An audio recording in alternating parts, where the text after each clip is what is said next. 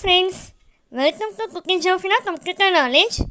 இந்த வீடியோ நம்ம என்ன பார்க்க போகிறோன்னா, மைக்ரோசாஃப்ட் எக்ஸலில் இப்போ நான் இங்கே கொடுக்குற டெஸ்ட்டை ஒரே கிளிக்கில் டேபிளாக எப்படி ஷார்ட்கட் யூஸ் பண்ணி நம்ம க்ரியேட் பண்ணுறது அப்படின்றது தான் இந்த வீடியோவில் நம்ம பார்க்க போகிறோம். அதுக்கு இங்கே ஃப்ரூட் ஐட்டம்ஸ் ஒவ்வொரு மந்த்துக்கும் எவ்வளோ சேல்ஸ் ஆயிடுச்சு அப்படின்ற லிஸ்ட்டை தான் இங்கே க்ரியேட் பண்ணியிருக்கேன். இதை நீங்கள் டேபிள் க்ரியேட் பண்ணுறதுனால என்ன யூஸ்ன்னு பார்த்தீங்கன்னா, எக்ஸாம்பிளுக்கு மேங்கோவுடைய நம்ம ஒவ்வொரு மந்த்துக்கும் எவ்வளோ சேல்ஸ் ஆயிருக்கு அப்படின்னு ஸ்பெசிஃபிக்காக பார்க்கணும் அப்படின்னும் போது மேங்கோ மட்டும் நீங்கள் செலக்ட் பண்ணி பார்க்கலாம். இல்லை ஜான்வரி மந்த்தோடைய அமௌண்ட் மட்டும் பார்க்குறோம் அப்படின்னும் போது தனித்தனியாக ஸ்பெசிஃபிக்காக பார்க்குறதுக்கு டேபிள் க்ரியேட் பண்ணிங்கன்னா இன்னும் உங்களுக்கு யூஸ்ஃபுல்லாக இருக்கும். ஃப்ரெண்ட்ஸ் இதுக்கு ஃபஸ்ட்டு என்ன பண்ணணுன்னு பார்த்தீங்கன்னா, அந்த டேட்டா ஃபுல்லாத்தையும் ஃபஸ்ட்டு செலக்ட் பண்ணிக்கோங்க.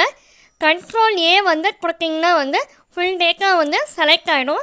இப்போ செலக்ட் பண்ண டேட்டா கீபோர்டில் ஷார்ட்கட் கீயாக Ctrl T இந்த ரெண்டு பக்கத்தையும் சேம் டைம் கிளிக் பண்ணிக்கோங்க.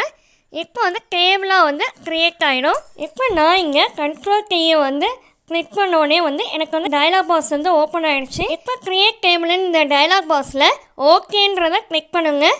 கிளிக் பண்ணிக்கோனே உங்களுக்கு டேபிள் க்ரியேட் ஆகிடும். ஓகே ஃப்ரெண்ட்ஸ், நான் ஃபஸ்ட்டே சொன்னது போல் இப்போ இங்கே ட்ராப் டவுன் லிஸ்ட் பாக்ஸ் அங்கே சிம்பிள் தெரியுதுல, அந்த ட்ராப் டவுன் லிஸ்ட் அந்த சிம்பிளை கிளிக் பண்ணிங்கனாவே நமக்கு அங்கே கீழே ஒரு டயலாக் பாக்ஸ் ஒயிட் கலரில் ஓப்பன் ஆகும். அதில் செலக்ட் ஆல்னு இருக்குல்ல, அதை கிளிக் பண்ணிக்கிங்கன்னா அங்கே டிக் மார்க் ஆஃப் ஆகிடும். இப்போ கீழே இருக்கிற ஸ்பெசிஃபிக்காக நம்ம எந்த அமௌண்ட்க்கு நம்ம பார்க்கணும், இப்போ மேங்கோடைய அமௌண்ட்க்கு நம்ம பார்க்கணும் அப்படின்னும் போது அந்த மேங்கோ முன்னாடி இருக்கிற அந்த பாக்ஸை கிளிக் பண்ணிக்கோங்க.